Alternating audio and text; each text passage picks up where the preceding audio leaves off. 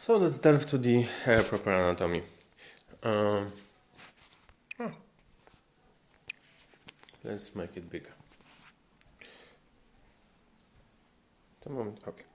So what we can see here is obviously the trapezius. Yes, as we already told, this is the trapezius muscle, and the rest is just the skin and subcutaneous tissue.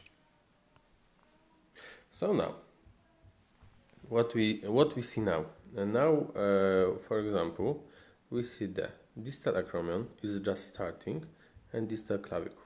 Yes. So what is between the acromion and the clavicle? Obviously, the acromioclavicular joint. So this is place where it starts to show up. Yes.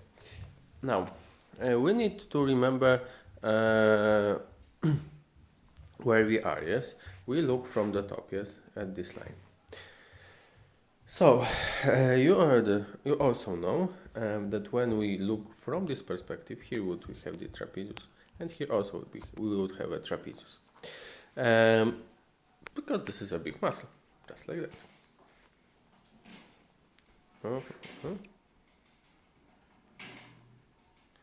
Yes.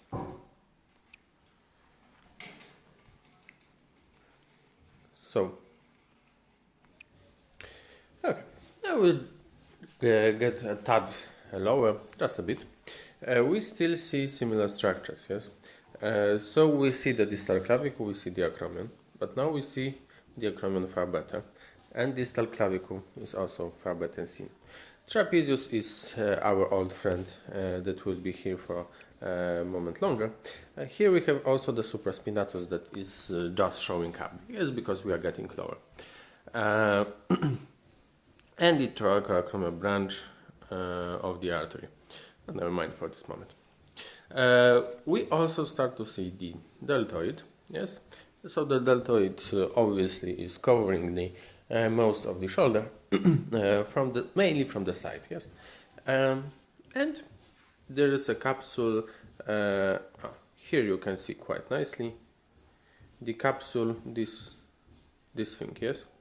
There is a capsule of the acromioclavicular joint, yes? Okay. So now, we still go on with the deltoid and the acromion. Capsule of the acromioclavicular joint is still visible, but we got a little bit lower, yes? So it's not as easily seen, as the joint is not as easily seen. It was better seen when we were superior to this point. And of course the distal clavicle. This is the scapular spine, yes, the spine of the scapula.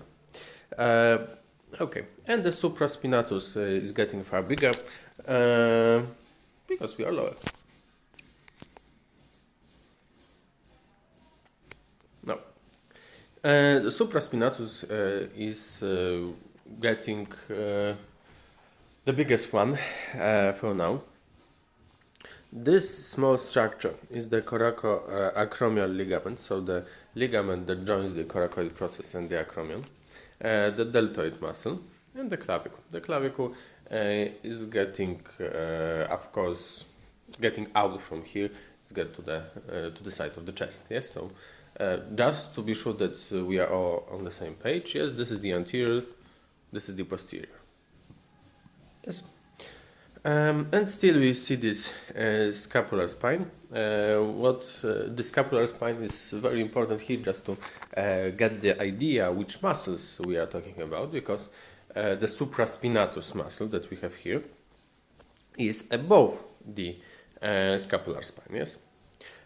So when we will go below the scapular spine, of course we will not see the supraspinatus. At least in this. No, you will see in a moment. So, one more time, we'll need to stress the scapular spine, the clavicle. The bones are relatively easy to spot, so it's good to have an idea where we have them. And we start to see some additional structures, yes. As I told you before, the scapular spine is important structure because it divides us the muscles, yes. So below the spine, of course, we have the infraspinatus. Yes, infra means below, supra means above. We also see far better the deltoid muscle. That is, as you can feel it, yes, it's covering from the side most of the shoulder. We also start to see some of the ligaments better, yes. The Coracoacromial ligament we already seen, so the ligament that joins the coracoid process and the acromion. Coracoclavicular ligament, it's trapezoid portion, yes. So it's a ligament that joins the coracoid process and clavicle, sorry. And this, so we have this trapezoid portion and conoid portion that are just next to each other. Yes, both of them are just getting, when we have here the coracoid, they would just radiate back to two sides and they would join to the clavicle.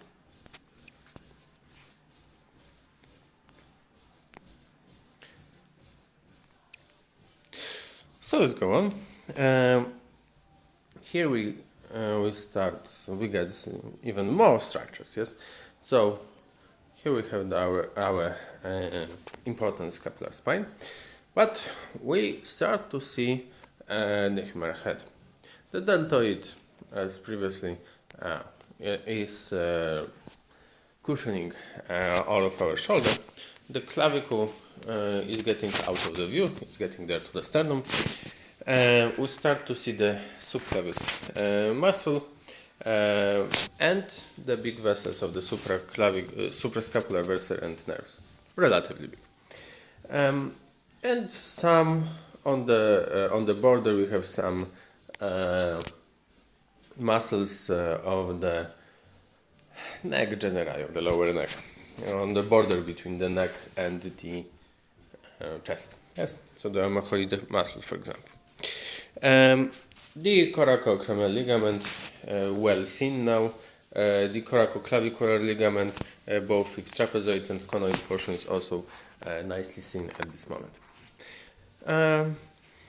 Okay, and okay.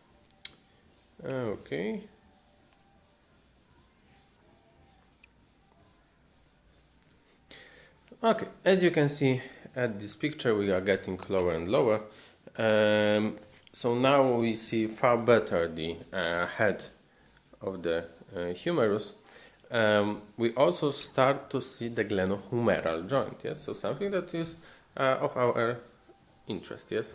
So the glenohumeral joint is where? It's between the head of the humerus and the scapula.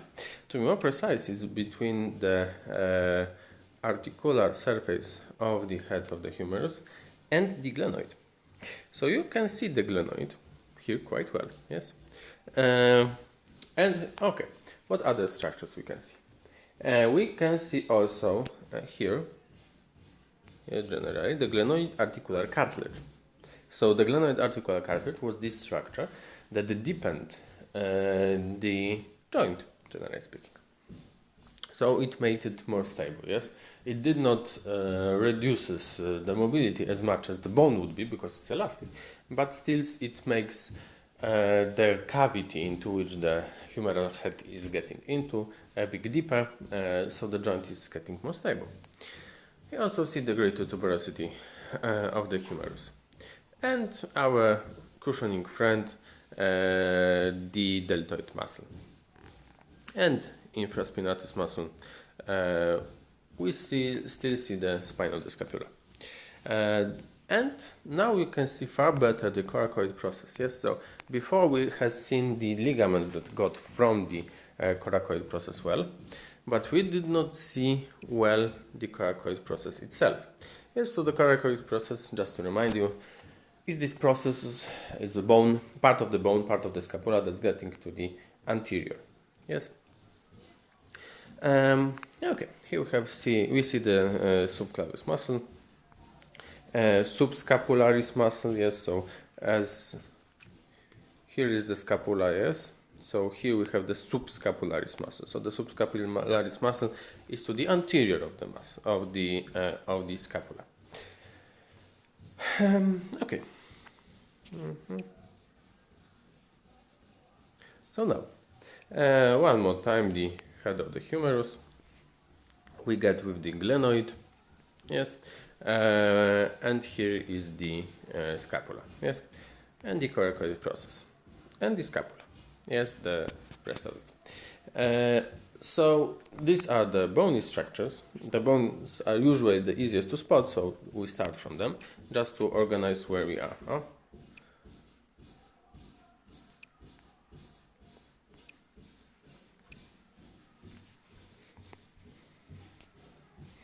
So we go with the usual muscles. So we have a deltoid, we have the it's not a muscle. We have the infraspinatus muscle, we have the subscapularis muscle, we have the deltoid muscle that is getting a bit more to the anterior at this point. We see the middle glenohumeral ligament, for example, here.